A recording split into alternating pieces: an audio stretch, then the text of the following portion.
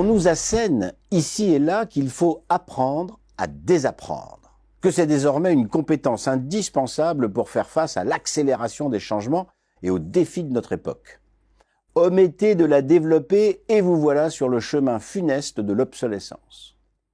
Pour les pourvoyeurs du désapprentissage, beaucoup de ce que nous avons appris hier est désormais inutile, voire contre-productif.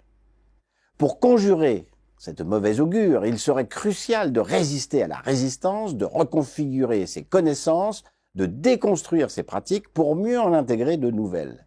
En bref, il faut se réinventer. Mais est-ce bien raisonnable de chercher à se réinventer, juste parce que l'époque l'exige? Les existentialistes diraient volontiers que celui qui cherche à se réinventer sans se connaître risque fort de se perdre plutôt que de se trouver. Et puis, on ne se réinvente jamais vraiment. Tout au plus, on révèle une part de soi-même dans un nouveau contexte avec de nouveaux objectifs. Par ailleurs, inciter les individus à désapprendre ne rend pas vraiment justice à leur intelligence. La nature humaine serait-elle incapable de se remettre en question sans une injonction extérieure? Pourtant, l'histoire de l'humanité fourmille d'exemples où les individus seuls ou collectivement ont fait preuve d'adaptabilité et de créativité sans qu'on leur intime l'ordre de désapprendre. Et puis, désapprendre suppose de trier entre ce qui est obsolète et ce qui demeure fondamental. Mais qui décide de ce qui doit être déclassé puis éliminé? En la matière, les spécialistes de l'oubli sélectif ne manquent pas. Mais méfions-nous de ceux qui prétendent nous apprendre à penser et finissent souvent par nous dire quoi penser.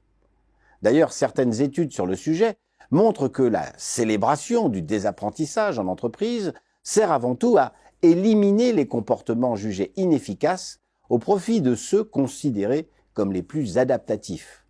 Autrement dit, le désapprentissage sert moins l'impertinence de l'innovation que le conformisme de l'adaptation. La rhétorique du désapprentissage ne serait-elle qu'un outil de conditionnement visant à aligner nos façons de faire et de penser sur les exigences du marché? À cet égard, l'essor de l'IA est un cas d'école.